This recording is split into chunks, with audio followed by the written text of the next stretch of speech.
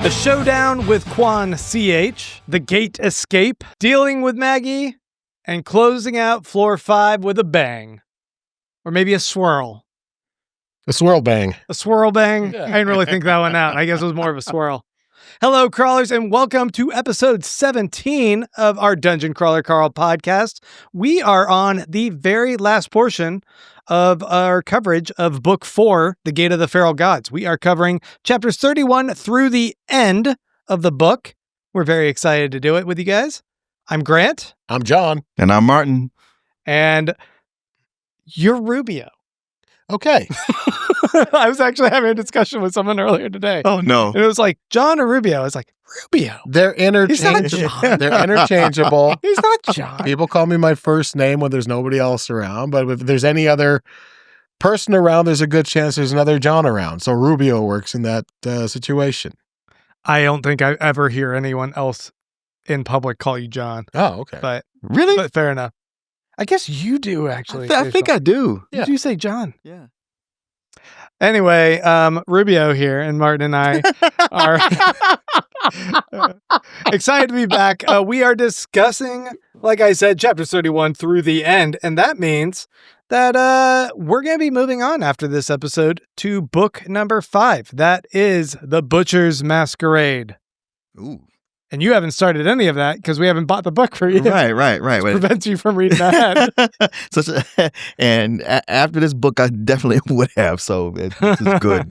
Yeah, it gets crazy. Like from here on out Oh, now it gets crazy. is when it gets really good. Okay. You wouldn't say it got crazy in this book. Yeah, you've been saying it for a couple books now. It gets crazy in this book, but the best books of the series are the next ones, Yeah. in my opinion, in most people's opinions. I mean, picking a favorite among them is difficult, but I do remember just how exciting this next one is, book 5. Mm-hmm. I'm pretty sure you guys said the third book was everybody's favorite.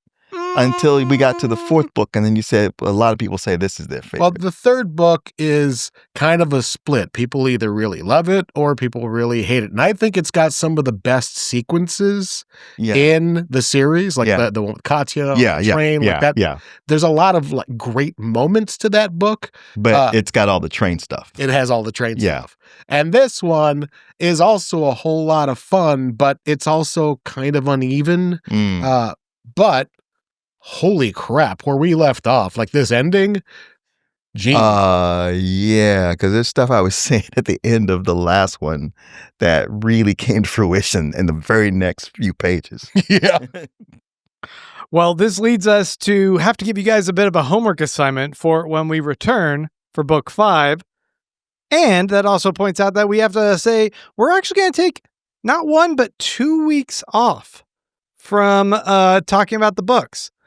But that doesn't mean that we won't have something in the next 2 weeks. It's just that it's going to be 2 weeks before we come back talking about the next book. So stay tuned. Subscribe to the channel because we might have something else exciting for you guys. But chapters 1 through 9 is where I'm thinking we're going to make our dividing line for book 5.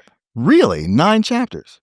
Well, as Rubio pointed out, the chapters actually vary in length quite a bit relative to like this one. Okay. Yeah, this one, all the chapters are about the same length. Yeah. They're pretty even chunks, but in the next book, they vary widely. So you'll have chapters that are really short and chapters that are really long. I think 9 chapters is about the same amount as 6 chapters in this book. All right. And I think there's 77 chapters total. Yeah. So we're in for a Say what? 7. Yeah, it's 4 hours longer overall than this book. And on top of that, oh wait, maybe it's 5.5 hours longer. Something. Anyway, on top of that, there's 77 chapters. So that's why we're thinking we're going to divide this up a bit more. So this is like when you get to the Goblet of Fire, and it's like, wow, this is so much bigger. Yeah, but and then it ends in a cliffhanger. No, it's like that, but good. Goblet of Fire was a good one. I've never read Harry Potter. I'm sorry. I know that was obvious when you said that. All right. So one last thing I want to mention. We are over on Patreon. And if you want to help support the show, you can do that at patreon.com/hellocrawlers. That is also a place where you can get bonus exclusive content. Because me and this guy have both read the books already.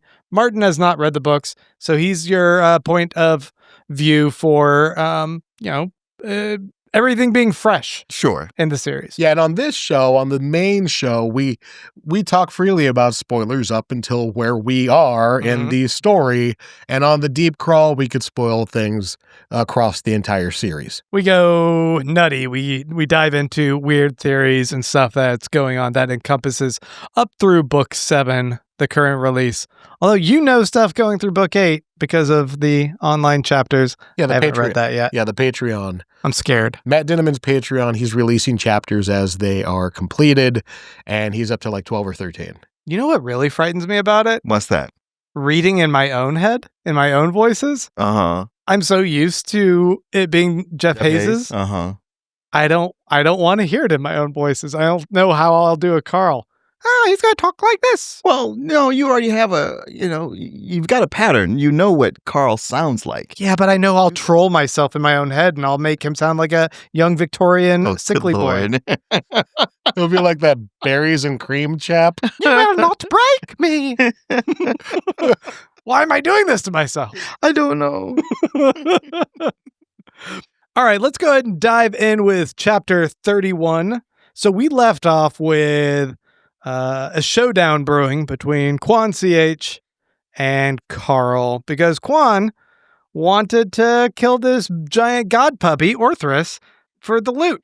Now, I think Quan is a total asshat. However, it was the quest that was sent out to everybody, which was, hey, kill the dog. And somehow it lined up with Quan's MO as it is. Right. Like a thing he would have done anyway. So yeah, he definitely received notification that killing that puppy will result in a lot of other crawlers' deaths, though. And I think I guess that's the dividing line. Yeah. Well, he wasn't the only one trying to kill the puppy. Yeah, but there's possibility those other people aren't even in notifications. They're not hearing like, hey, there's ramifications for doing this. That is possible. I don't want to go into things that aren't actually in the book, but that is possible. But Quan CH has proven himself that he's totally about Quan CH. He doesn't care what happens. Matter of fact, he seems to think that, well, the more people die, the better chance I got. He's going by Squid Game rules. Well, were you kind of disappointed by this showdown? It just kind of was a little bit limp. Not much happened. I thought about how I think last week when I was here, I was talking with John about how screw that guy. I hope he gets it. And I'm thinking, well, I hope he gets it down the line sometime. I didn't know it was like turn the page. Yeah, he's not like dead, but his arm is. Oh, yeah, he's Fubart. I mean, it was a pretty good back and forth because it's not like Quan CH isn't in the top 10. He's in the top 10 for a reason. Yeah. He's got a very powerful strike and a very powerful cloak. So that is a legit threat. It's not just like Carl's a god supreme and don't cross him. Right. It is kind of that, but at the same time. Right. But, it's Carl, conquering by his own ingenuity, pulling out every stop, figuring out different things he can use to fight somebody who, under other circumstances, might have just killed him right away, who's more powerful. And, Quan, for all his power, he's been a bitch, and he's got he has all these extra helps in helping him like find people who are already weak and sniping, and he's relied on that. He's been lazy. I mean, we find out he even has a ring specifically to allow him to snipe kills. Yes.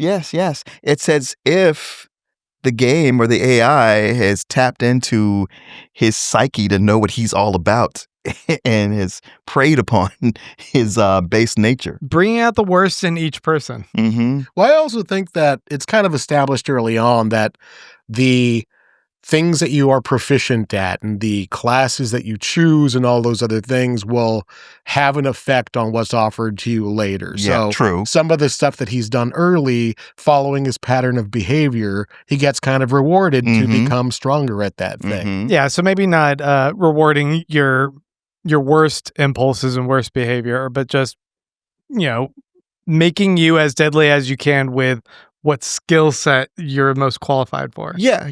I mean, what you would gravitate to begin with. Like, if he were to go on trial for this, he'd go like, well, man, it set me up. It gave me this, it gave me that. But you could go like, well, if we back this up, this is what you chose. And this was your decision. And what would you expect it to give you since you did this? And meanwhile, Donut is powerful as an influencer. as a clout chaser. I think that has generated her a certain degree of strength and sway. I mean, considering how much sway cats have over the internet, it only makes sense. But the battle between Carl and Quan CH was pretty exciting, but ripping off his goddamn arm was that was the chef's kiss. I like the way that we'll get to that. Sorry. It's okay. Yeah, like because he first concocts a spell that will protect Orthus, which is pretty interesting because he talks to Mordecai and he asks Mordecai if something will work, and Mordecai just simply says yes. And then we find out what that is in a couple beats in the story, which is that he's going to take that magic invulnerability potion that he and Donut got. Mordecai's special brew. Yeah, and he's going to steal donuts. Not steal, but he's going to take donuts and repurpose it in order to make it viable for a pet, because he learned how to do this for Mongo. Right. So he's brewing that up real quick, and then he's able to take and put that in his Chistera and chuck it faster than Quan can get to the puppy in order to protect the puppy. Yeah, right when Quan's about to kill him, the potion hits and protects him. Yeah. It was a pretty sweet scene, and you just go, yeah, take that, Quan.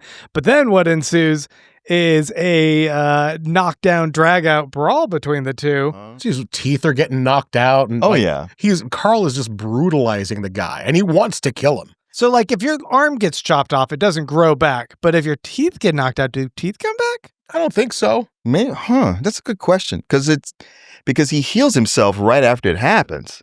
But yeah, does that just close up the wound? Does it grow back? Because I think they said something like limbs don't grow back. Yeah, but I wonder about teeth. I mean, I would imagine teeth would be the same. Matt, let us know in the comments. Do your teeth grow back? We gotta know, because I feel like there's something about selling yourself, and you gotta look good for those photos and those boss battle side to sides. You don't have all your teeth missing like a hockey player. Well, it depends on which teeth you lose. Yeah, you got to have the social six, the six in the front. Social six. Yeah, there you go. Yeah, we know those. We know what that's called because we're old. If you lose a front tooth, there's kind of something cute there, maybe. Yeah. I learned what the social six were when I was in my teens because I was reckless. Social six. I have not heard that. Me either. But yeah, I mean, I don't know. I imagine he was hitting him on the rock, and teeth went flying. I just assumed they were side teeth. Could have been in the front. Yeah. You needed to eat all your yummy monkey stew. Yeah. Carl is melting down. He is enraged, and he can't even form a complete sentence. Yeah, or not the sentences he wants. But yeah, that is a thing. I didn't really think about it because sometimes things don't hit me until the second listen or later when I'm thinking about it, or somebody says something, and something you wrote in the notes about because I was with Carl, just so angry, fuck this guy. Yeah. It didn't hit me how out of control Carl was. The fact that he put on talon strike when he tried to step on him. It's that's a killing blow. Yeah, he wants to kill him. That would be his first skull. Carl does not have a skull still. All his buddies got these cool skulls for killing other crawlers. He don't got one. But Yeah, he gets pretty unhinged. It starts off with him just going, "Don't you realize? Don't you realize?" And he's talking about like how in his head he has like this coherent thing he wants to try and articulate about like how you're hurting these other crawlers, but instead like what's actually just coming out is this rage and just these clipped sentences and him like frothing out at the mouth. Bear in mind, he's also having to fight during this, so it's not like, oh, this is the time for me to give my big speech. Oh, yeah. No. It's It makes easy sense. to sit in a nice, comfy chair with the air conditioning going saying, well, Carl, I think you're a little too far there. I think you should have done that rather than being in that high adrenaline situation that has been building up for a long time. I would sit Carl down, and once he calms down and he feels bad about it, I would say, well, listen, if you'd said what you wanted to say, it wouldn't have changed that guy. No. Yeah, an interesting little line that he says is while he's going through his rant, don't you realize becomes, you're a bully and nobody likes you. That's why. And then he kind of trails off. He cuts himself off. Don't you realize? I said again, the words a jumbled growl. You're a bully and nobody likes you. That's why. I caught myself. And that's a line he said in the first book. He said that in the first book Really? to his dad. The last time he ever saw him, Carl tells his dad, you're a bully and nobody likes you. That's why Mom left. And that's the rest of the line that he cuts himself off from here.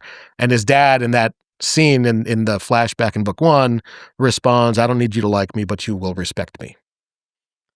Yeah. Ooh, so if I'm reading this correctly, Quan CH is his dad? No. No, but What a twist! but at that moment, like all the anger he has built up over these years of being like bullied by his dad is coming out on Quan. And it's got him so riled up that one of the things that he's tried to not do for this whole time, which is get a player killer skull, not even crossing his mind. Yeah. It's completely irrelevant. Yeah, even with the little voice in his head going like, hey, man, you don't want to do this. And he's like, hey, fuck off. Oh, yeah. There's a voice like, he's not the enemy. He's like, no, he fucking is the enemy. Do you think that's like even more props to Quan CH for being able to avoid like Carl dialed to an 11 going for you? He's small and he's quick. That's what saved him. He's scrappy. Yeah. I don't know about scrappy. He's just small and he's quick. Yeah, small and he's quick. Well, yeah, I think we've actually seen it exhibited Carl's rage in a few other scenes. I remember there was the expectation, at least, of that famous Carl anger coming out during the scene with Hecla. And surprisingly, he was like a voice of reason and calm in that situation. But there have been other instances where you see that rage kind of simmering under there, and like Donut kind of checking in on him, how he's doing. It seems like there's a lot of these quiet moments where he's lost in thought because he's mad. Yeah. I mean, he's in a situation that anyone would be, highly charged, angry, scared, all of that. But also he's got a lot of baggage from his father. Yeah. And it's making it all come out. And it's like, man, if he could have just got some therapy before this dungeon thing started, it would have been a whole lot better. It's the kind of like when this is all done. They killed Hecla. She was a therapist. Yeah. They could have used her. Where Donut's like, Carl, you're crazy. And I don't mean you're just like wild and crazy, like straitjacket crazy. Yeah, I don't mean like eating cereal without milk crazy. Yeah. Yeah. And I was like, well, what do you expect him to be? But then I thought, I think she's right. Yeah. Because it's that Walter White thing where you're kind of acting out, but you're like, yeah, but extenuating circumstances. You got to understand where the guy's coming from. And then by the end of Breaking Bad, you're like, holy shit, that guy was a psychopath. How much did I keep apologizing Yes! to the guy because Bryan Cranston's charming as fuck? Yeah, exactly. Yeah, when we're going along with a character in a story, that line is getting pushed out and pushed out and pushed out. And if somebody comes in, no context, they'll peg him as that guy's nuts. Yeah. And they'll be right. And there's a bit of desensitization that happens with us as people who are along for the ride. Donut might be right. Like, she might be correct. Yeah. There's something I've brought up with Rubio, maybe in the deep crawl. I guess is in the deep crawl, because I don't think I've talked to you about this. John, sorry. this John guy right here. Yeah, I brought up with him in our patreon.com/hellocrawlers deep crawls.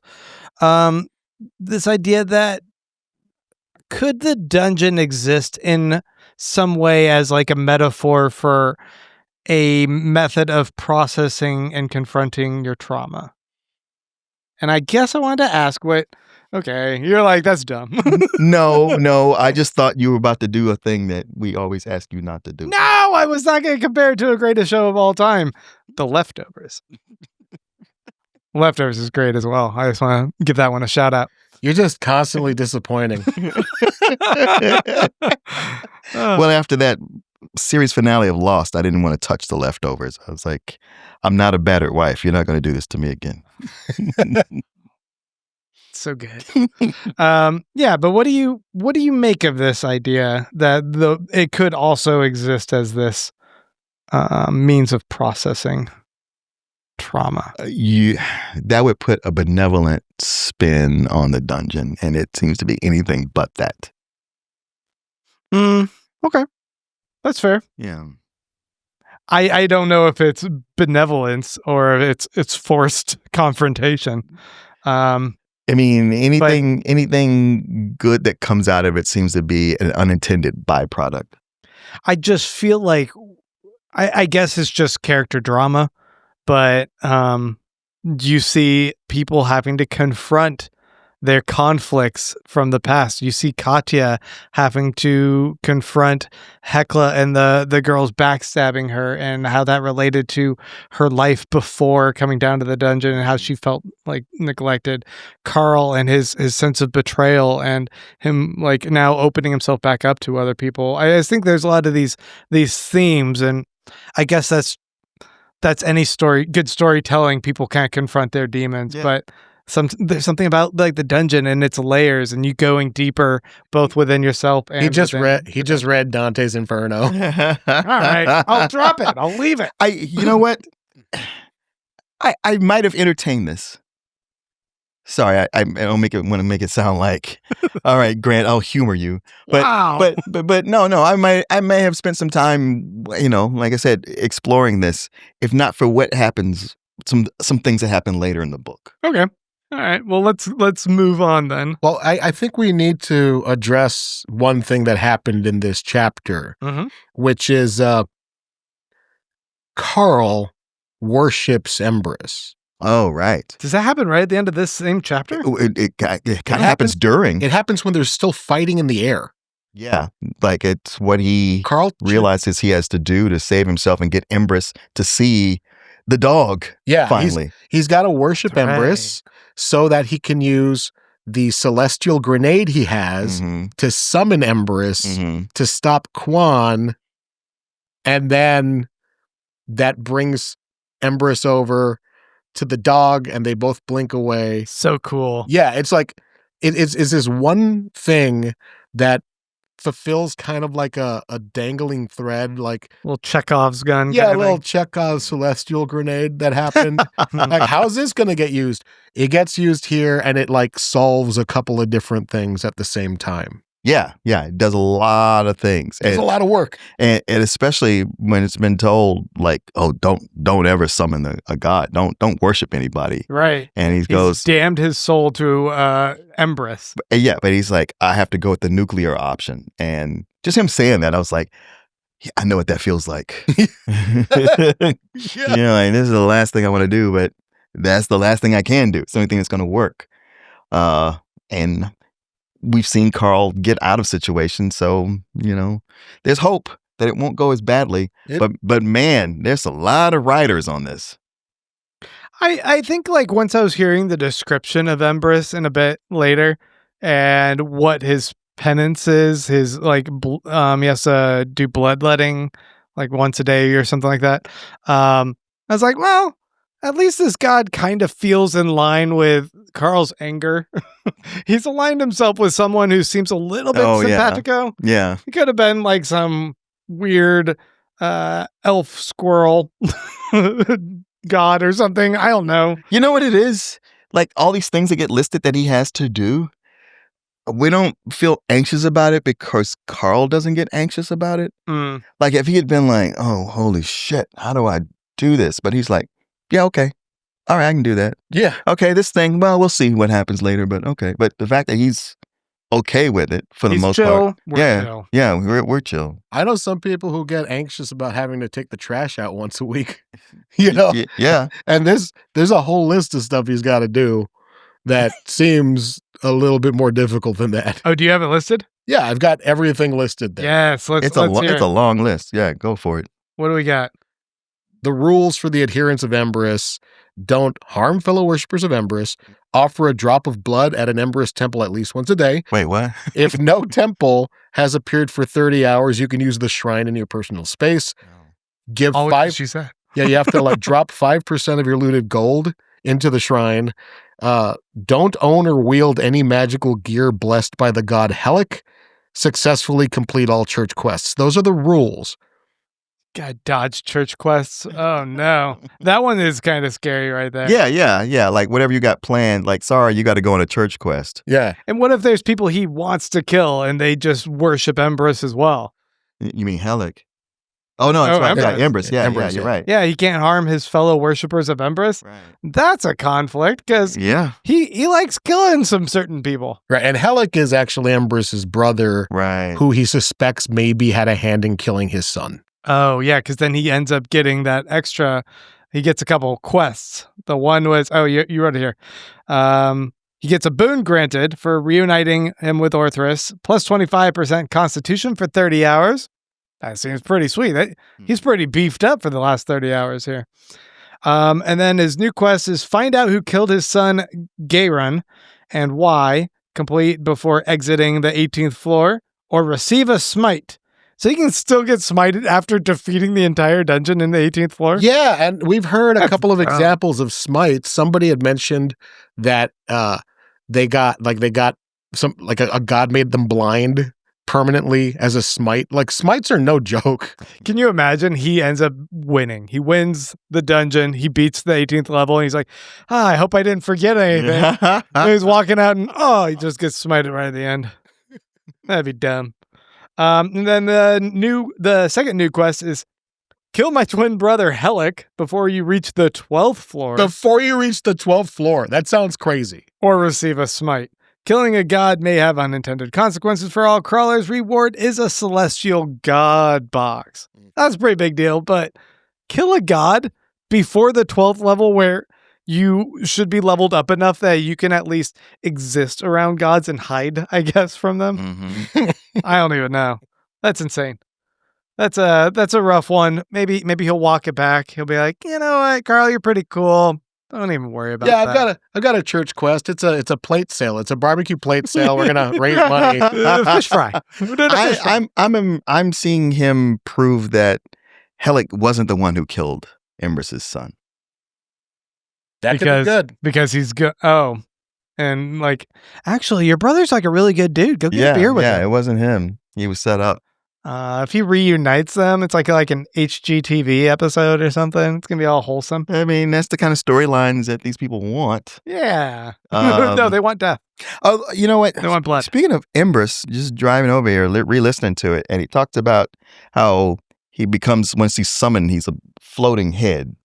Yeah, he takes a couple of different forms. Yeah. And he's a floating head the size of a city. I don't know that your eyes can even see that. Right? Unless he's like way up there. Right.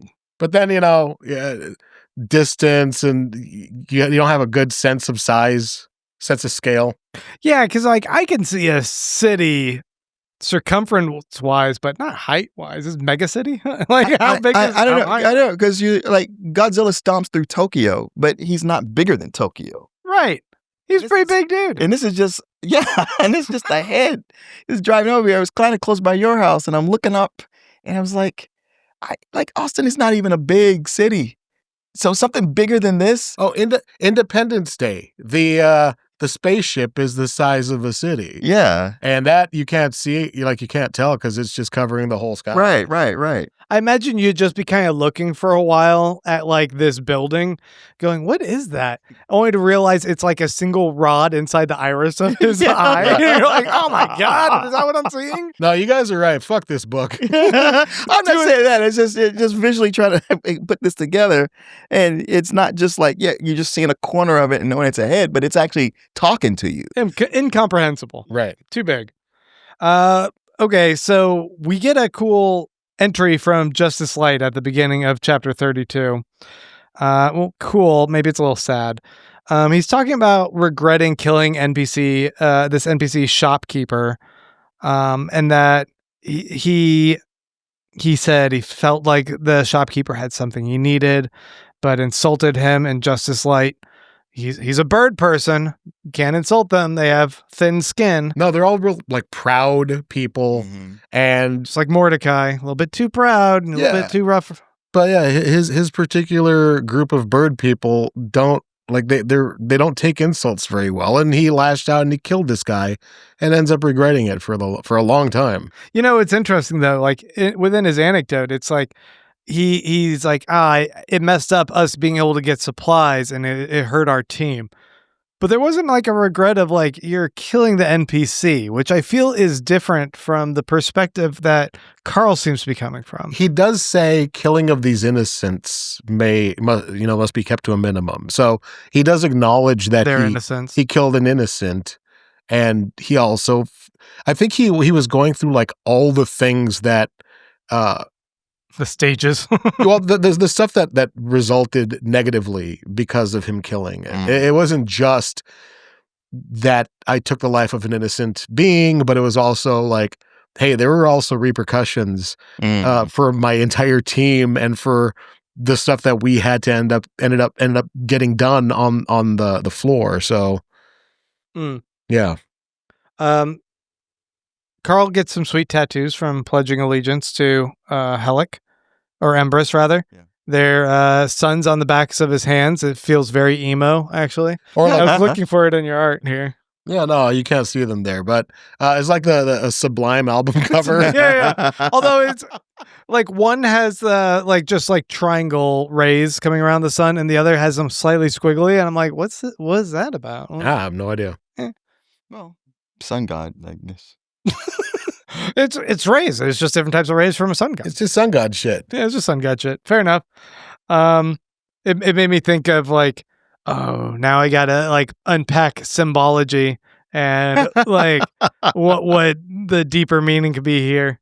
Oh, so all this stuff is going on, and at some point, Carl realizes I'm still holding Quan's arm. Oh yeah, Like he's just walking around with an arm. Yeah, him and Donut have been walking for a while, and he's in shock. Yeah, and he's been like chatting with people. Like that's what that is. If he's walking around holding an arm and like oblivious to it, the guy's in shock, and he's probably had a long time to kind of come down from being like extremely like whatever his amygdala or whatever it is that like gets hyper excited when you get like so angry that you're not rational. So he's like way triggered, I guess, in a way. And he's holding an arm. He must have looked like a psycho to everyone watching. Yeah. He's like, am I still holding his arm? Oh, shit. Yeah, I mean, I suppose like when you're putting the recap together, it's like we ain't gotta do any editing on this. Just keep it on him. Yeah, just keep the cameras rolling. This guy's a barking lunatic. But yeah, he ends up noticing eventually that there are 3 rings on Quan's fingers, and one of them is just a regular +2 ring of strength, and he immediately puts that on. Then there's Rockard's Ring of Sniping, giving a couple of benefits. One's a ripe benefit, which mean that all creatures with less than 50% of health appear on your map. We see how Quan has used that. And then the loaded benefit, which means that all non-hidden creatures wearing magical gear will appear on your map. So it's all like scavenger shit, you know? There's also a 3rd ring, a sappy gold ring is what the AI calls it. And it's got an engraving on the inside that says "For Daddy." Yeah. Hmm. So Mordecai, with the help of Samantha, has figured out that weird yam he got in. I recently just put up a clip of you giving your tips on how to cook a yam. Oh, yeah. Yeah, but he got this yam prize, and Mordecai was at least able to figure out a use for it, which is that they can make a certain type of potion. And I guess Samantha was able to help. Samantha was able to give a little bit of back history. She's useful. She is useful. She's about to become a little bit more useful in the end here. Some might argue a lot bit more useful. A lot. It's funny to think back when they got that yam. It was like, well, no special properties. I don't know what to do with this thing. I guess I'll figure it out. But Yeah, there's as the story goes on, there's going to be a lot of like random weird loot that you're going to be like, what? Why is that now in Carl's inventory? Mhm. The yam was one of those things. So we get the next upcoming chain of events, sequence of events, with what the big secret plan was with the gate. Yeah, a plan that they'd been, secretly discussing with one another using that coffee shop author kit. Mhm. That's what it was for. And I'd forgotten what that was. I'd forgotten what they actually end up doing with the gate. The only thing I could remember that they did with the gate at the end of the book was used it to flood the other place with the water. So I'd forgotten about all these other uses. And so re-listening to this, I was like, oh, this is like the first time for me. It's so exciting. It's just so clever. Yeah, it is. It is. Well, what was really good about all these plans is them not letting the powers that be or us in on what the real plan was. Yeah. And it's almost like, hey, you didn't let me know. I thought I was on your side. We are friends. Yeah, We're rooting for you, Carl. Help us out here. but super clever. Yeah, it's they have a multi-pronged plan. The first phase is that they enter into any bubbles that have not been popped that have all the remaining survivors in one location. They're going to pop in there, hand them the gate. Oh, they also have to have access to the Desperado Club. So they're going to meet up in the Desperado Club with whoever's in that gate. They get to use the gate to open a portal right back to where everyone else is, go through with the box, hand it back over to them, and then they're going to pop to the next box. Right. Yeah. But as a result, they're releasing these gods into these failed quest bubbles. Yeah, and every time they release a feral god, there's a chance for a secondary god summoning. So, Right? the gods have to respond sometimes when a feral god appears, just like we saw with Orthus. And I so love the visual possibilities of the TV show, like showing this bubble world that suddenly there's these gods just crammed into each of these bubbles. yeah, they did mention a couple of these feral gods that show up. One of them was apparently too big for the bubble it spawned in, so it just exploded. Yeah. And another was like a giant turkey. Yeah, and the turkey ends up escaping, right? Because because of its size within the bubble, it was able to successfully kill and defeat whatever was guarding each gate. Thereby its own existence within the bubble, defeating the bubble. And so it was able to pop out, and the turkey's able to kind of wander around for a bit and wreak havoc for this giant turkey god or demigod, whatever it is. Yeah. We get a scene with that turkey in particular in a bit where we find out that Prepotente successfully kills the fucking turkey. Kills the fucking turkey. Mhm. That guy is insane. In fact, I texted Rubio about this. I was like, Rubio, can you make me a Frank Franzetti, I think I said, Frazetta. art piece where it's this giant turkey carcass with Prepotente and Miriam Dom like laying across him, like petting him as he screams, holding like this feather. I was like, there's something so metal about that. Yeah, paint that right up, John. Yeah. He said no problem. I'm on it. Thanks, I appreciate it. Yeah, then we see some loot happen. Like Donna gets this tome of Twinkle Toes, a speed spell for Mongo. Katya gets something called Hanzo, which draws mobs closer. Carl gets a Silver Savage box for ripping Quan's arm off. Yeah. Enchanted handcuffs, which are like these fuzzy sex handcuffs that are like impossible to destroy. Oh, and then he gets the ping spell from the platinum box. Yeah, which emits an audible ping in a circle around you and lights up on your map all the non-crawlers and non-red tagged mobs.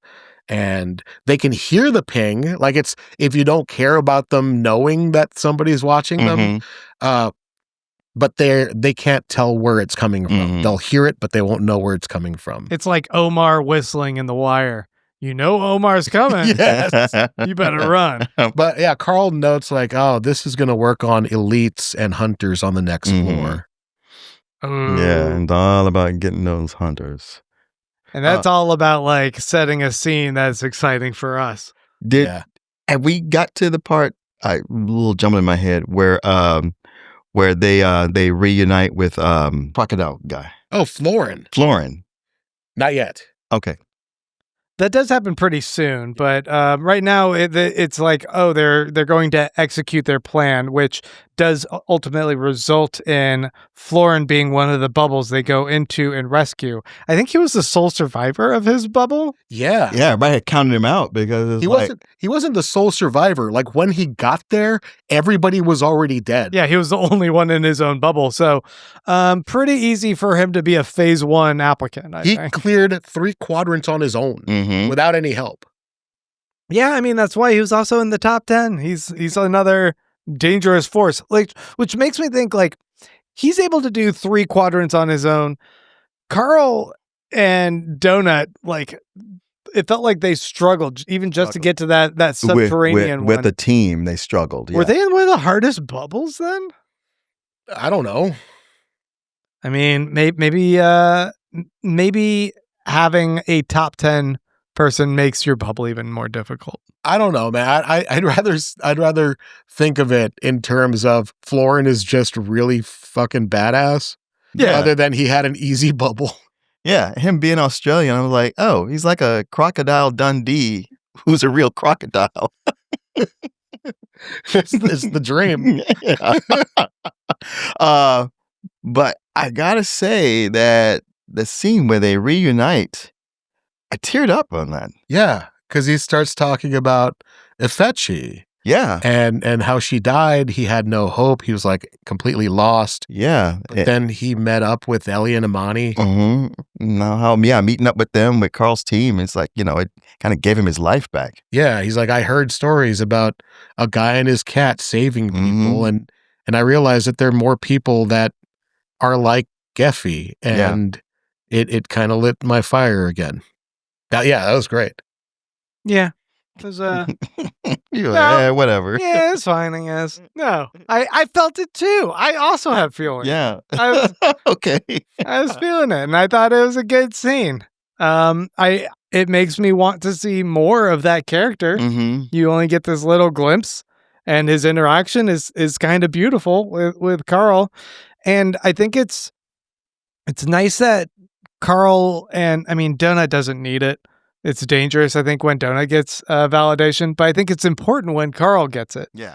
Because I think Carl is so prone to beating himself up and thinking that he's failing people. Whereas Donut, she's just like, oh, of course I'm great. Yeah, just continuing patting herself on the back. Carl doesn't get a lot of praise. No.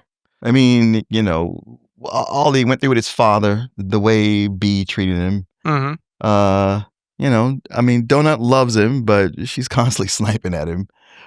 He's going through saving people, and he gets some thank yous, but not a whole lot of praise. Well, one thing I do appreciate is that in this book where he's out there and he's saving people, everybody just goes along with it because a lot of them remember him saving their asses Mm-hmm. in the Iron Tangle. Yeah. And they gave them a round of Yeah. applause Yeah. for their work on that. And now they're just like, oh, this guy kind of knows what he's doing. Let's just go along with it. Yeah, give the gate back. Sure. Let's pass it along to the next person. Well, it also kind of speaks to this, once he stepped into the savior of fellow crawlers role in the last floor, you can't just be like, that was a one and done kind of thing. It's you got to keep doing it. I mean, yeah, you should, but it's also, and with the Iron Tangle, and everybody gives him applause and they give him his props, but he's not one to bask in that. Right. It's almost like the next time a challenge comes up, it's like that never happened. He's just not used to getting praise, so he doesn't linger on it. And we just had in the last episode we were discussing, he encouraged the guys in the subterranean to essentially sacrifice themselves for everyone else. Mm-hmm. And he was kind of upset about that, a little bit beating himself up about like, who am I to send those guys to their death? But you're the guy who sent them to their death so that you could save all these other thousands. It's the trolley problem, and he's doing it for good. Yeah. Yeah.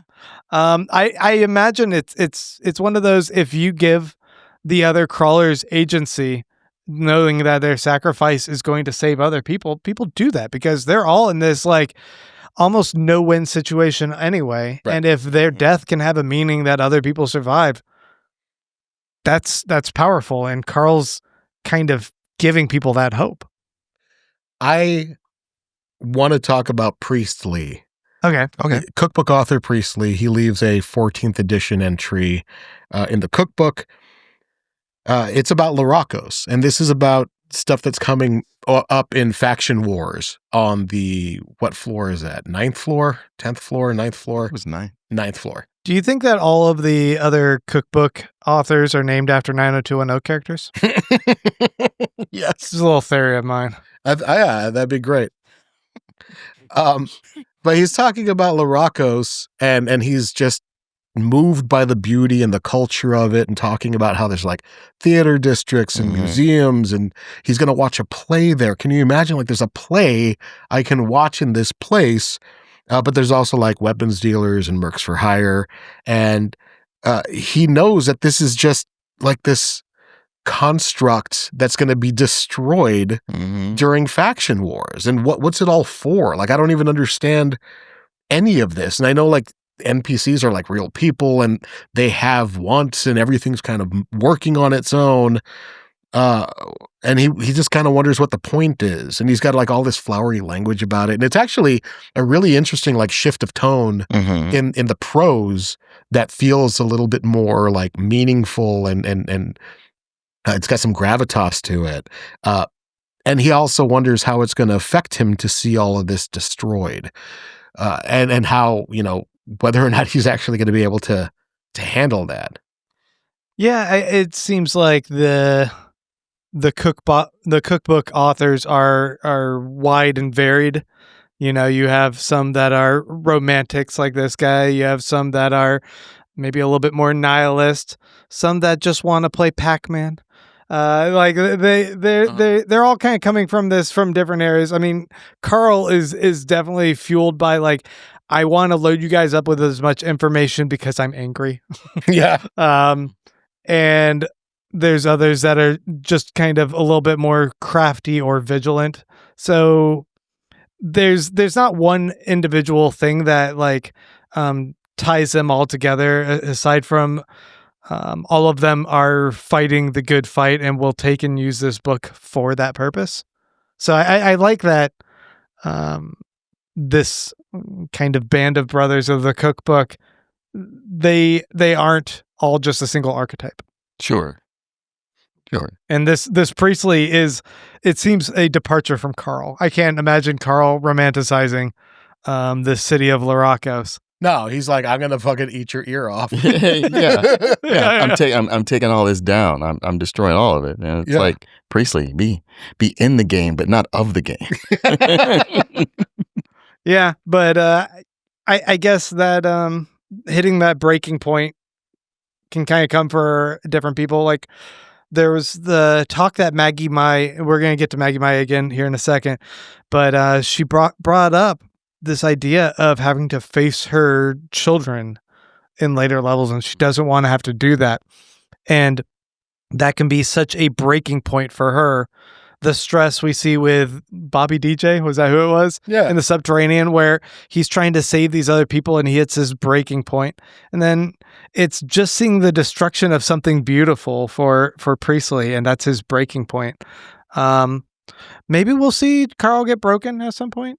No, He keeps saying he won't. He's actually got a rule against that. Yeah. So maybe not. Did you not read that part with Quan CH? He was almost there. He walked around with an arm for a while. Well, do you think that him reading Priestley's entries made him go, huh? Okay, don't let that happen. Maybe, yeah. I mean, it seems like Priestley's entries informed his actions on, how this plan is going to kind of change. Mm-hmm. The real plan, which is to flood Loracos and save the NPCs. Mm-hmm. So, like, there's all of these things kind of informing the part where he's now concerned about the NPCs as actual living, breathing, sapient people. Well, it's not me if I'm perceiving this wrong. It just seems like he goes from, we have to save the NPCs. They didn't ask to be here. They could have been people at one time. To, well, they're just constructs, and it's better they know this. As a matter of fact, if we have to kill them, it's better for them rather than them serving as slaves. Unwitting slaves in this whole thing. The justification of convenience. He kind of waffles between the two. Yeah, I think that, like, he sees at some point he talks about, like, I know that these actions are going to kill a lot of NPCs. Mm-hmm. He also sees some of that as a kindness. Yeah. Because their existence is kind of hell, and for some it might make sense. Like, it might make sense to kill some of them. Mm-hmm. So yeah, I think in particular in what he's referring to for this is the 9th floor, right? Loracos. yeah, He's saying that that's going to be, what's it called? Faction wars. faction wars. They're going to be pawns in a brutal battle, and they're just going to be exploited and killed in an even worse way. Mm-hmm. So he's like, I think he's trying to rationalize in his mind this move because he needs to do it either way, because strategically he's going to royally fuck some shit up and make it very difficult for his enemies in advance. So if he can also justify what he's doing to the NPCs, They're going to die now or later. yeah, but you're right. Like, he wants to save the NPCs otherwise. Mm-hmm. So that line must be like but this time it's okay. Because overall humanity's going to die if we don't try and fight. Yeah. I mean, he's often in a no-win situation with these things. And it doesn't seem like they even have even a potential out for fellow humans until the 10th floor. Right. So you have to make it through faction wars. All the more reason for him to make a big play. Mm-hmm. And they had to hide all of this. Right. Because They had to make a second fake plan for what they were going to do. right, because as far as the game masters knew, it's like, okay, he's going to drop a god on the 9th floor. Yeah, it's not great, but I guess we can let him do it. And it's like, that wasn't the plan at all. In fact, they were all like, we're going to make a lot of money when he does that because it's going to mess up all the shops and everyone's going to have to buy a bunch of new stuff. Mhm. They're going to have to lay low for a bit. It'll be great. It's going to be great for the bottom line. Yeah. And so they were okay to kind of turn a blind eye and allow him to exploit the thing they sued previously to prevent him from having, this Gate of the Feral Gods. Or maybe they didn't. Maybe Borant never sued him. But those other 7 people in the lawsuit. Right. Aliens in the lawsuit. So I think that him setting up a bait and switch for Borant themselves, it's another clever trick that allows them to get away with a much bigger punch to the system. Yes. And when the whole, hey, you lied to them. No, I didn't. Yeah, no. I never said. Did you guys eavesdrop on a certain part of that conversation? And maybe at one point we thought about doing that, and that's what you heard. But this is where they actually must have had all of their heavy conversations just on that scratch pad between each other. Oh, yeah. Because their chat's being monitored, and they can't just openly say this stuff between each other. Yeah, but that scratch pad is not being monitored, and they can send those messages via that coffee author's kit or whatever What it's a called. long, tedious conversation that would have to be because of how much you want to back and forth between, wait, repeat that? Oh, no, I guess you wrote it down. I don't have to repeat that, but what? Yeah. Yeah, and what, you have to go to the bathroom stall to read it so that they can't know what you wrote? All that monkeys too, man. It's got to make you keep going to the bathroom. I love that Louis like, your bathroom is possessed, Carl. And you notice that it's called Jimbo's too? So it was the monkey from the book? Yeah. Yeah. He killed the monkey and made monkeys too. I thought it was like a cute term for it. No, it's literal monkey meat. We learn also that Katya is going to be leaving the party on the next floor. She has been talking to some of Brynhild's daughters and Eva, who is still alive, and finding out that Eva's been recruiting some of these women back into her team, and some of them are ending up dead because of it. Right. And Carl's like, why would they go back to her? But it's like, well, they're kind of unsafe without her. Yeah, they're out lost. of desperation. More people, other people, don't want to take them in because of who they were. I appreciate this because it feels like you have to kind of occasionally, with a story like this, as it's ever expanding and you get such a large ensemble, you get ensemble bloat. And you need to kind of contrive of these narrative means of breaking apart the party so that you can pare it back down to just Carl and Donut, and you're not, as a writer, having to juggle so many characters all at the same time. Yeah, you say that now, but wait till we get to the next book. But that's funny because, what you're talking about is what happens in all these legacy sequels that you've been seeing recently, where they reach a point where they have too many main characters. This is what has happened with the Fast and the Furious. Like you get to the 10th movie, and there's like 12 goddamn characters who are all main characters. I was just watching Stranger Things season 4 with the girls. Yeah, that's another one where it's like so many. The not this last Jurassic Park, but the one before. Who can remember? But like they're bringing back, the main characters from the first movie. Sam Neill and Jeff Goldblum. Yeah, but they still have all the other characters along.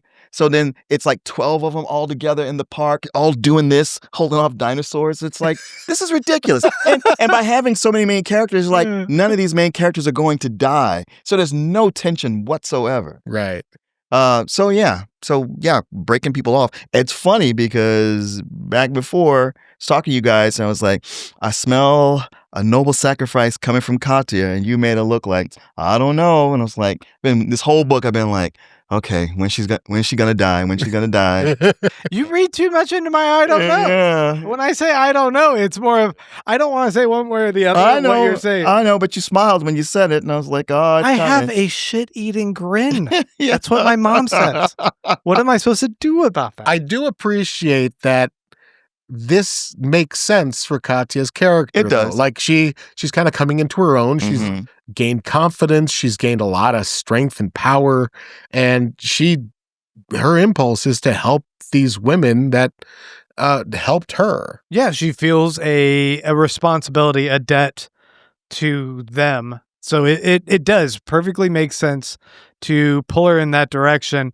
And then probably everyone else who's watched the recap and seen how Carl's been lately is like, yeah, I want to be on Katya's team, actually. And I also think that there's a guilt portion of that too for her. Oh, because because of her, that's why like Hekla's dead, and that's why everybody's kind of tossed to the wind in that group. So maybe there's a little bit of a guilt motivation for her too. But there's also that thing of like, well, man, if Carl had just taken them in, but that could not have happened. No.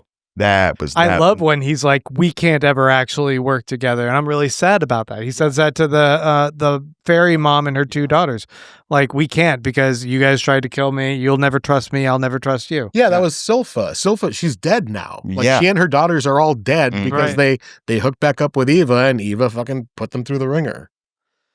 I think it was really sad though when Carl was saying in his head, not out loud to Katya, please don't leave me. Please don't leave me. Yeah. Like he's opened his heart back up to letting other people in after, getting hurt by B, and then it's worked out with Donut, but Donut is Donut.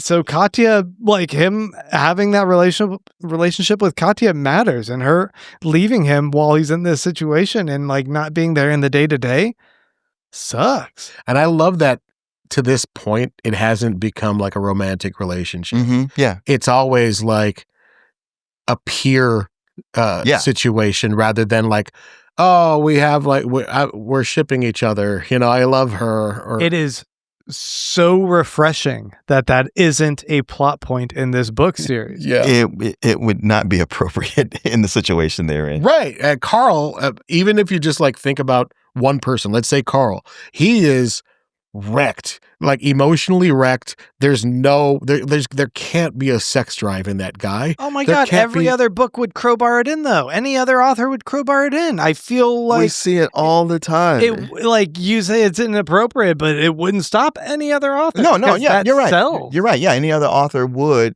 They're like, and the audience is going, okay, will they or won't they? Let's get this going already. Oh, I'm like these are situations where, a sex drive it wouldn't even occur to you. You're like, I got way other things going on. I'm not even thinking about that. You can go into the subreddit and find a bunch of people shipping Carl and Katya, probably even Carl and Donut or some weird shit. Right. But I don't doubt you would find a bunch of people that's fan culture, and that's fine, but it's just great that it's not here. There isn't this like romantic subplot that like the stakes have to be even bigger because they're true loves, they're star-crossed lovers and destined for tragedy. No, these are 2 humans looking out for each other. Yeah, they're friends. Right. It's just a genuine friendship, and I appreciate that. Yeah. Plus, I just watch you turn into a bathysphere. So, ew, no. I was just inside you as an elevator. I'm good. Oh no. We get at the beginning of chapter 34, we get a cookbook entry for Porthos, who we learned in the Dungeon Anarchist Cookbook was the first person to get the Anarchist Cookbook. So he was the author of the 2nd edition. And he like his entry is talking about how like my contributions are kind of inadequate. There's nothing in here yet. I'm just writing things down. I don't know if any of this is going to make any impact. And he also says that he's taking an exit deal in exchange for 100 seasons of servitude. Right. And he says, but that isn't going to stop me. Like, this will be my last entry into this book, but I'm not yet done with the enemy. As long as I have breath, I will fight. As soon as I get done with my servitude, I'm going to continue to fight. And he feels like Carl to me. Like, this guy feels like what Carl is. Yeah. The same kind of I'm gonna break those guys no matter where I am and when it is. I'm going to use the rest of my energy and time to stop this. Do we have any idea of how many seasons there's been? No. 100 seasons. 100. Yeah. This dude might still be around, floating around, like working seasons. Oh, yeah, very, very possibly. But I'm just like, how bad did it get that you would agree to 100 seasons instead of continuing on? Yeah. Because, like, how many years is it between seasons? It can be several years. Well, right. It's already passed because at the end we find out what happens to Porthos. Oh, do we? At the end of this? Are you kidding me? Did you not read the epilogue? There's an epilogue? The epilogue. Stop it. You know, I will say this, Rubio. Sometimes I can't remember what's a spoiler and what isn't. And so I have to act ignorant on so many of these things. Yeah, no, Porthos is the guy, the CEO of the That's in the epilogue. Okay. sponsorship, the guy Yeah. who's sponsoring Carl, the pacifists. All right, I missed that. Oh, okay. I totally read it, but I didn't catch that. Okay. Yeah, Porthos is no. still around. Porthos is the CEO. Like they have, he's the one who's having a conversation with the woman, talking about how much money did we spend. Oh, that's him. That's Porthos. That's Dr. P. Hugh, and she calls him Porthos. Oh, God damn it. Yeah, that's a cookbook author Yeah. who owns the Open Intellect Pacifist Action Network. You kind of assume all the cookbook authors are dead, but no. Okay. No, some of them it might all still comes be floating around. into wow. Yeah. Okay. And he's got That's an organization, a very, very well-funded organization Yeah. to sponsor crawlers to insurrected. So you think he might know? He knows that Carl has the cookbook? Or you can Yes. tell? Oh, yeah. Yeah, he's I'm sure got he to. does. Plus, Carl's been a little sloppy Joe lately. Telling the other crawlers like, "Oh, scratch your left arm on the wall," and I read someone in one of the subreddits said something along the lines of their theory is that all the viewers know about the cookbook, and they just like act like they don't, like because it's just fascinating to go like behind the scenes and be like, this one has the cookbook, and so how's he gonna use it? I love that. I love that as a theory, like a crackpot theory that like the cookbook is a thing that's public. Everybody knows. Everybody can see it in the show. And it's just like the crawler just doesn't He has know to be that. super protective and secret of everything he does while everyone knows what's going on. That's so funny. I mean, amongst those viewers, even if that's not true, there's got to be a Grant who's already has that theory that I bet Carl has that cookbook. And he's tied it back to Lost somehow. Yes. Anyway, so we're back in the quadrant that they started in atop the bowl, and it's Carl and Donut and Juicebox, and they're kind of passing the time because they want to like time their last thing. The opening the portal underwater, which is a surprise. Yeah, doing their actual plan. They need to time it. Because so Carl's like fabricated some whole thing where he's like putting a fake version of the box up against a cliff and securing it in place. He and Katya made a fake set, and Carl made one of the watches a long time ago. Like we saw him use that for the heist, but they also made another watch in the winding box, and he buries it in the sand. It's just letting off smoke bombs all the time so he can make shit in the smokes and no one can see it. And while they've been up there, Juicebox, like an hour ago, let him know that Maggie's here. Like Maggie's over there somewhere, and she's been moving closer and closer. Yeah, underground, right? Like, doot.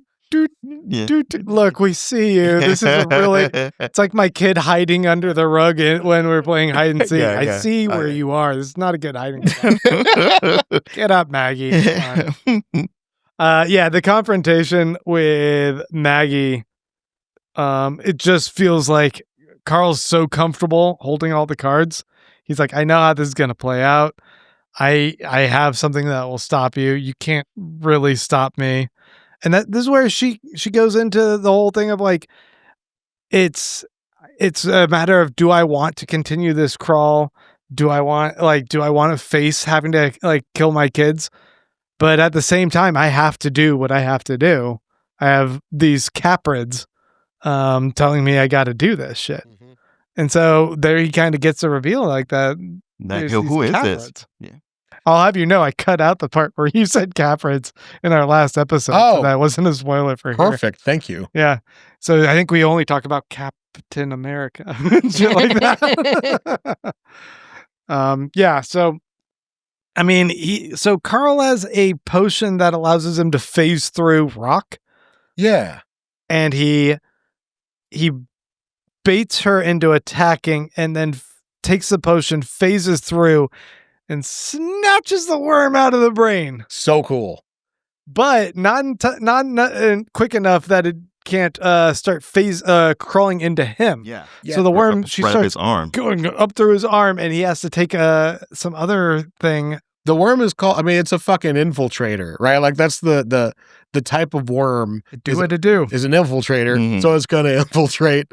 And Carl learns in the second book about how to get rid of parasites. Yeah. If they haven't taken root yet. Anti-parasitic. Yeah, he takes it's 2 healing potions, one after the other, and that just ejects her out of wherever she is in his body. Out of his neck. Yeah, it's gross. Which, and then he kind of shuts down and passes out a bit. Oh, Mongo eats her. Yeah. Good old Mongo on the case. Yeah. And then right before he passes out, he's like, make sure to chew. Just chew it up. Yeah, Don't just swallow. he just chomps her to pieces. Yeah.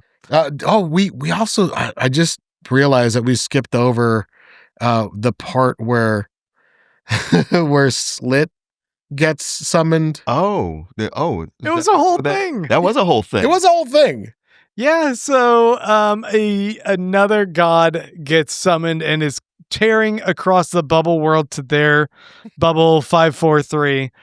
And that is a disgusting.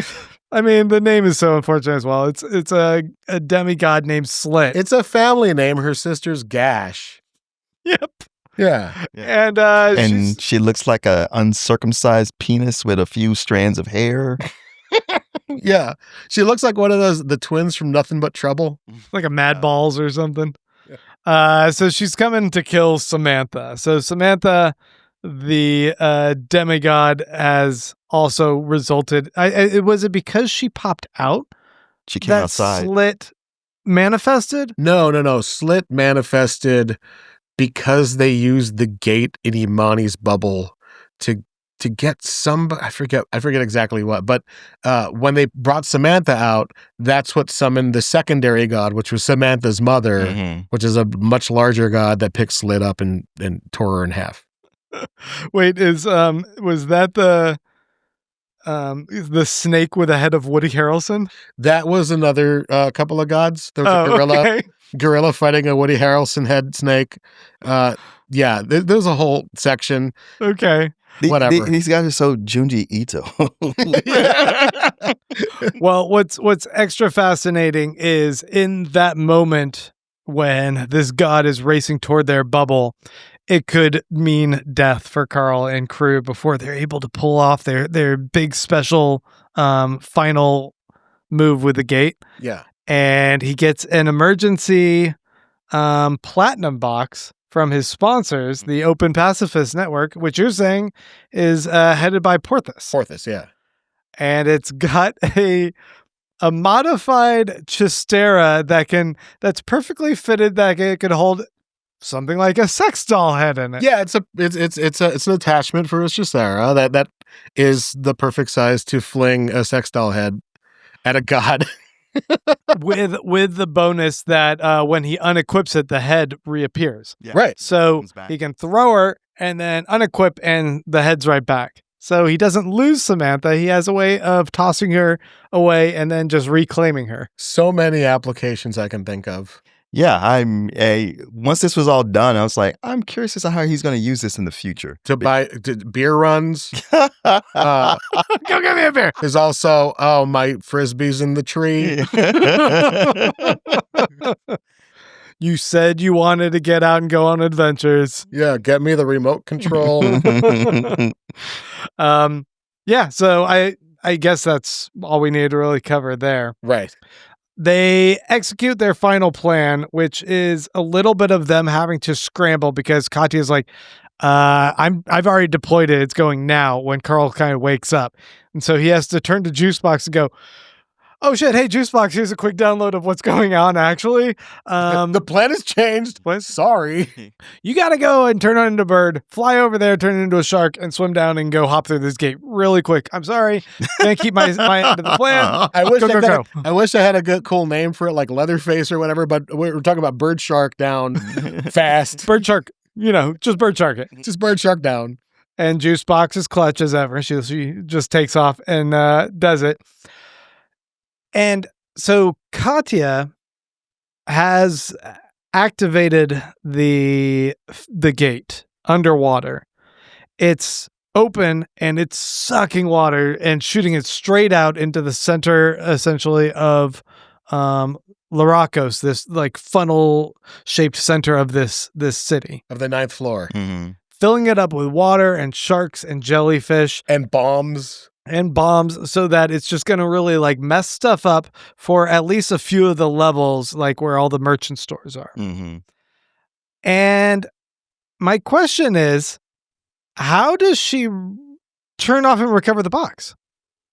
I don't know. Isn't that like, I mean, maybe it doesn't matter, like just accept that it happens, Grant. But I was trying to think of like, is it like that she like sets it and it opens the thing and she swims away really quick? I think that's what it is. I think when you open a portal, it stays open for but 20 you still have minutes. your box on you. I think you could, And yeah. That's okay. But so yeah, it drains all this stuff into Loracos, and the plan is the bombs go down there and level the market, Mhm. scatter all the shoppers, and then like the sharks start eating people. And if Katya's Jellyfish. Yeah. if Katya's map is correct, more than half of the city will be submerged before the gate closes on its own, and the only area that will be spared are the upper levels, which is where the NPCs live. Right. The residential towers for the NPCs. And I love that Zev, like, she just jumps into the chat. It's like, oh my God, Carl, they're so mad. This isn't what you promised. Like, Yes. I didn't promise anything. And the fact that she's oh, like, oh, Carl, what have "That's you done? she doesn't care. Yeah. I have some, if you fill Loracos with mobs, it's going to kill all the NPCs. The markets are flooded. Mercenaries killed. Sponsors won't have access to the Desperado Club. Are you taking notes? Yeah, if they can't assemble or access the markets to buy magical gear, they can't do that. Bora depends on that money. Sponsors So info dumping. Yeah. So- and he's like, I'm sure they'll patch it. And at some point he realizes, oh, she's just like giving me intel. Yeah. She's just giving me intel. Yeah. No, they can't patch it. It's too late. It is a great plan because, like, Carl realizes, like, I could flood these markets, block access to the Desperado Club, Mm. kill the merchants, and the factions will be forced to send a ton more people to the 6th floor to gather up resources because there's no way that they can reclaim any of the gear that they were supposed to get there because they can't get to it. But So if you're a fighter on the 6th floor, are you invulnerable? Or No. when On you're the- dead, you're dead. On the 9th floor, you are. Yeah. On the 9th floor, the tourists are like, they don't die for real. If they get killed on the battlefield, they get whisked away, they get teleported away to someplace safe. On the 6th floor, if you die, you die. Yeah. No, there's no respawning. Right. So they have to send a lot more people into a dangerous situation in order to have a chance. So it's those fucking Jimmy John's sport hunters going in there, and then you get to laugh when one of them gets like mauled by a rhino. Oh, Yeah. oh yeah, Yeah. yeah. And You and, asshole. and yeah, and Carl turned it into a, I'm not locked in here with you. You're locked in here with me. Yes. Yeah, he does a whole shouting rant, and like the contrast, the slow build up from floor to floor of like Carl just kind of being like this guy who's like, man, I like on the 3rd floor, I should have like tried to reach out a little bit more to my fellow crawlers. Maybe there's some things I can do in the chat to try and help them know, hey, these bombs are going off, lay low, try and get down like right away.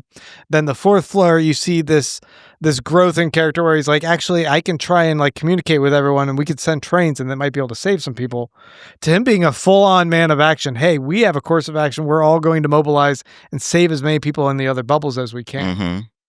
He's a full leader. And finding ways to turn things that are against him against other people. Even Mordecai's like, hey, before you go downstairs, you need to get rid of that ring.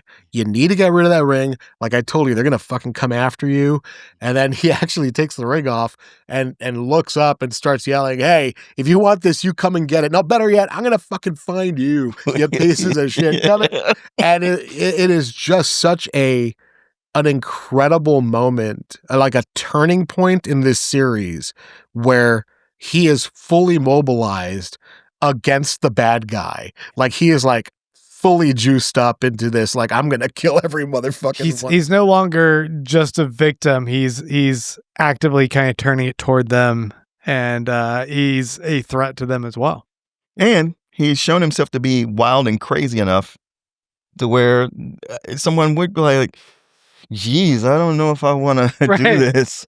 And resourceful and smart and just dangerous, man. You sent us a video from a lady on TikTok who was talking about Carl being a Coast Guard. I want to say it was an MK. An MK, yeah.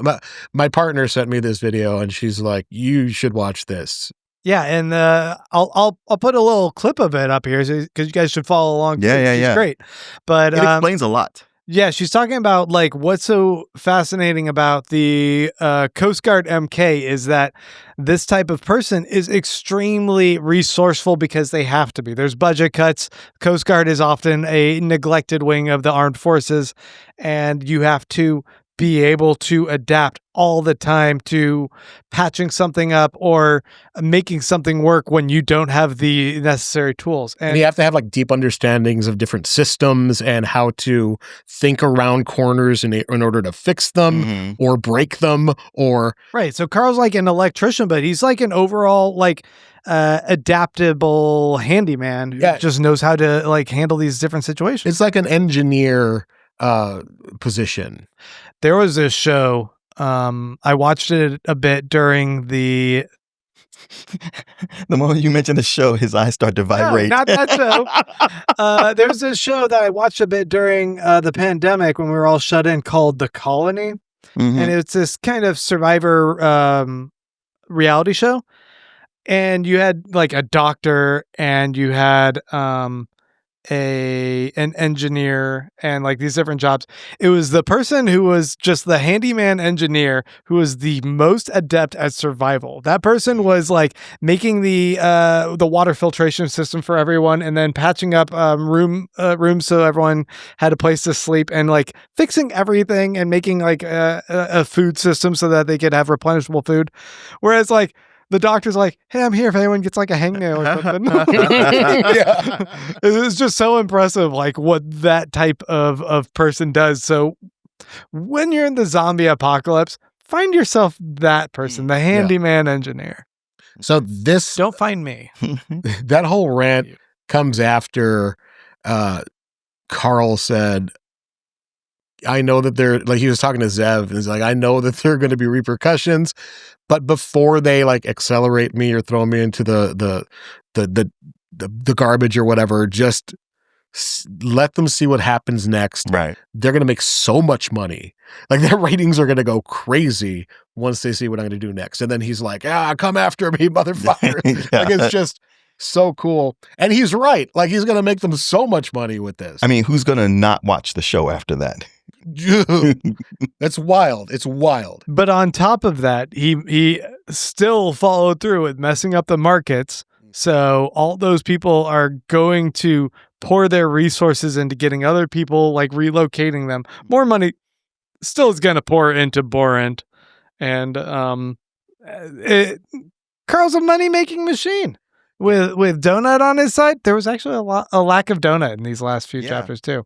Yeah, throughout the whole book, really. She's just kind of by his side, but he's the agent of chaos, and she's just like a wingman. So before we get to the epilogue, current top 10, Carl, Lucia Mars, number 2. Carl's number 1. Prepotente's number 3.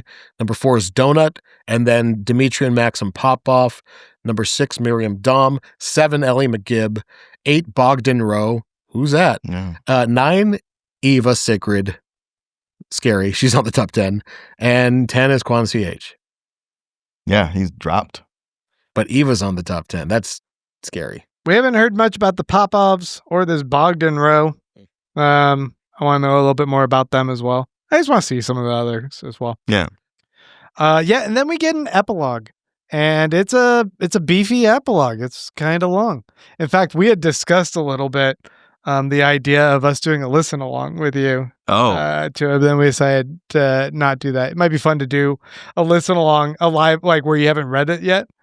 See a reaction to some of these things. I have an issue with this epilogue. Really? Okay. Lay it into us. Tell us. That I've been having questions about the mechanics and so many things. And I was just like, look, I'm happy to have it. I'm thrilled to have it. But I was like, it took 4 books and the epilogue on the 4th book to finally explain a lot of this. There's so much that's going on with this dungeon where I was like, what? How does even what? And then finally, to the epilogue in the 4th book where it gets talked about and explained. I was like, okay. I mean, what particular points did you feel like, I guess, the satisfaction of finally getting explained? Because we have a couple different things that. Well, how many years this has been set up before we're even dropped into it? Like the fact that there's implants in people all this time, right? The whole thing explained the pregnant women and but how it's set up so many personal things with Carl. I mean, I know the whole Asimov thing where technology is so advanced it appears as magic, but this didn't seem like magic. It was like super science, but it was like I'm losing the logic thread on how this came about. And here it gets explained, but I was like, it took 4 books and an epilogue in the 4th book. Like it could have easily have dropped off before that, going like, it just doesn't make any sense. I don't get it. So it was like, okay. I mean, but I'm happy to have it though. Yeah. You just wish you had it at some point earlier. Yes.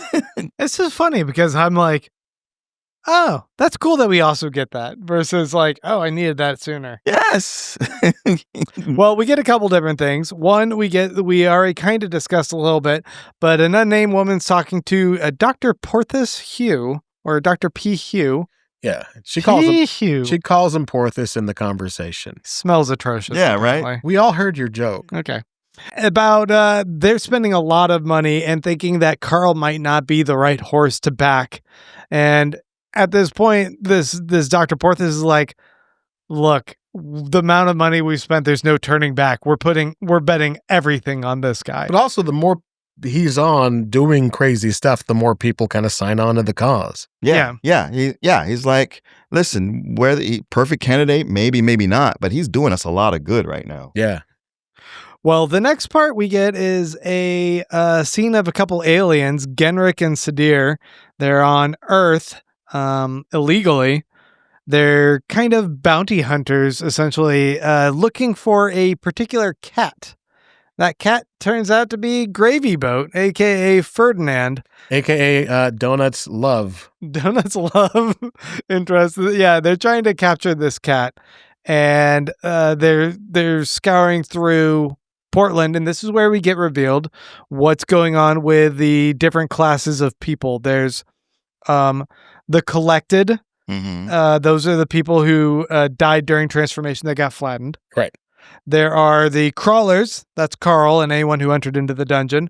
And then everyone else who's left on the surface are the natives. Yeah, and the Collected they're all dead, but all of those people have been collected by the system, and they can be used at any point as mobs. They can be reconstituted into mobs for loved ones to fight in the dungeon. That's billions of people. Yeah. That's a lot of options there. And if, maybe there's like a crawler that gets famous like Carl or Donut, or powerful like Carl or Donut, and they don't have somebody that they want to use that they've collected that might be a native, they'll go out and find that person. It's illegal, so bounty hunters, legal loopholes, off the books. They'll find it as a native, collect it, and maybe use it. Yeah. Yeah. I mean, all this talk with Maggie Mai, like they can bring people back. I was like, okay, crazy lady. We've seen people die. Like, the old woman was beheaded. But it's like, oh shit, they really do that. Yeah, they could bring people back. But this is where we get the reveal that not only is Gravy Boat, a.k.a. Ferdinand, still around, but that cat is hanging out with B. So B is still alive, along with a guy named Brad. Yeah, Brad. I am a king. I am a king. I'm Brad. I should have gone into the dungeon.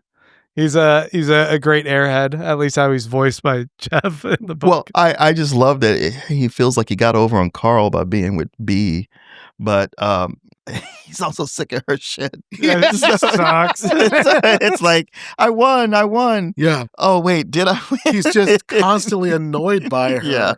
Well, the and she's funny all thing- sad and not contributing anything to everyone's survival. Yeah, well, I was also thinking, like, the funny thing is that he's just really being annoyed by a shut down, depressed person at this situation. Like, it isn't even her being who we've built up into our head, who the horrible person that B is. Uh-huh. She's just a sad person at this point, a broken person. Right. Maybe a sad person prior to that point. Possibly. Yeah, she's kind of the opposite of Carl, who's making the most of things and surviving, and she's just kind of checked out Yeah. at this point. So these bounty hunters go in to collect Gravy Boat. And then one of them gets shot in the stomach. Yeah, well, Gravy Boat like bolts, and they get ambushed by Audette's people, Mm-hmm. right? Mhm. I think who's the production manager? Lexus. Yeah. Lexus Is there, kills one of the Circathian bounty hunter. The other one's still alive. Recognizes, oh shit, that's Beatrice. Mhm.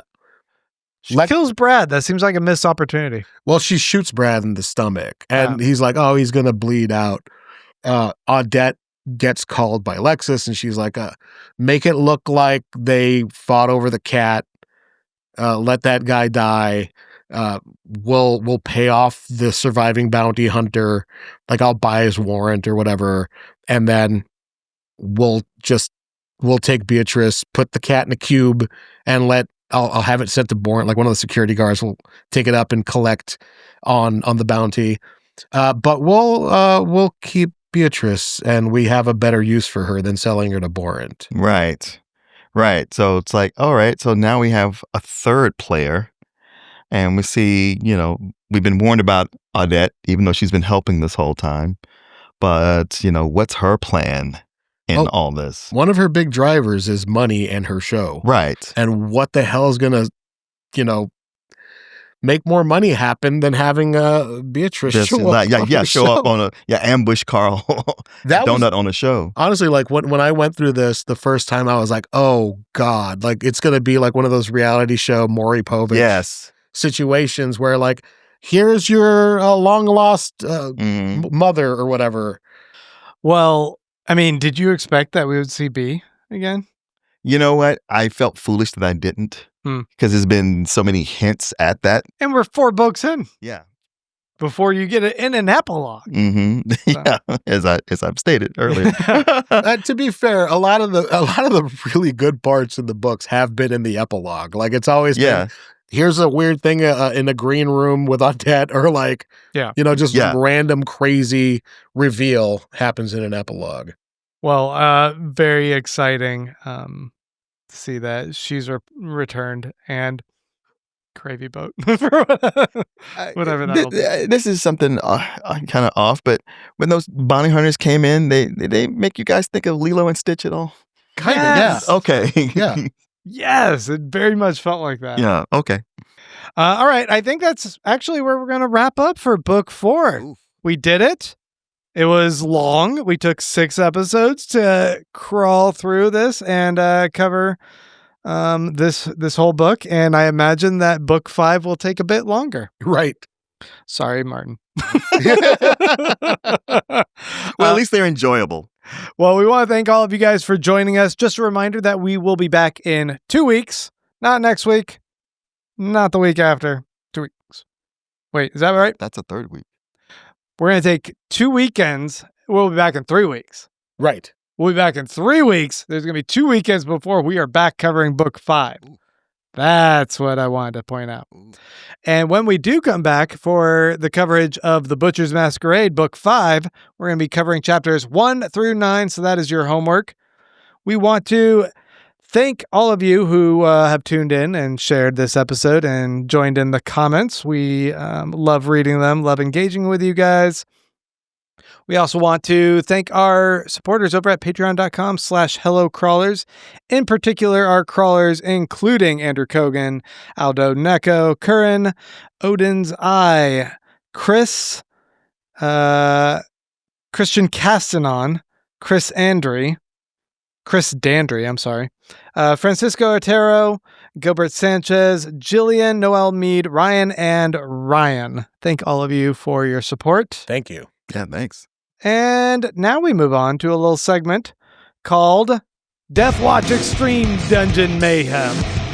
This is where our patrons who have pledged for the honor of getting killed each episode get killed each episode. And we first check in with Aldo Necco. He's our level 30 at this point, barbarian thickromancer, who was crushed to death under the paw of a puppy named Orthus. But honestly, no biggie. He reinflated like usual once the paw was lifted off of his crushed body. He sat there in the dirt thinking about his existence. The pain of being crushed was awful, but at least it was brief. He stood and trudged off toward the stairs. He felt like he had been getting through each floor only by being flattened, while others did all of the work. Weird. Was he bad at this? He was only level 30. Was the writer bad at this? He really needed to step it up. He reached the stairwell and looked down at it. What was the point of all this? He missed his friends. He missed his pet turtle. He missed sleeping in and then getting a nice flat white in the weekends. It was cold out. The wind whipped across the cliffs.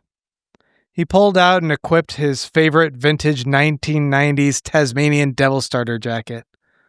Made him feel cozy and comfortable. Reminded him of Earth. It's oddly specific. Yeah, right?